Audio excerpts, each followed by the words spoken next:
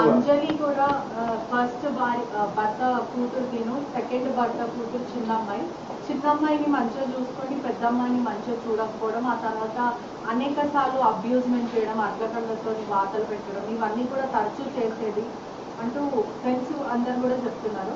అదే కాక శివతో అమ్మాయి రిలేషన్షిప్ ఉన్నప్పుడు వాళ్ళ మదర్ ఫస్ట్ యాక్సెప్ట్ చేసింది, వీళ్ళు కూడా లివింగ్ రిలేషన్షిప్ లో ఇంట్లోనే ఉన్నారు, వాళ్ళ మదర్ కూడా పెళ్లికి ఒప్పుకుంది. ఆ తర్వాత శివాని డబ్బుల కోసం బ్లాక్మెయిల్ చేయాలనుకుంటుంది.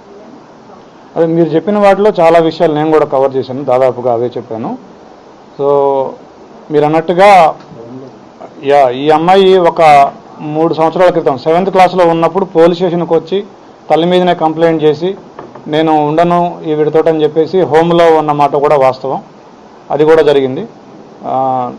ఈ అమ్మాయి మా ఇంట్రాగేషన్లో కూడా దాదాపుగా మీరు చెప్పిన పాయింట్లన్నింటినీ కూడా ఏకీభవిస్తూ ఈ అమ్మాయి చెప్పిన పాయింట్లు నన్ను ఎక్కువగా కొడుతూ ఉండేది అనేది, నన్ను ప్రేమగా చూసుకోలేదని నాకు అనిపించిందని కూడా అమ్మాయి చెప్పడం జరిగింది.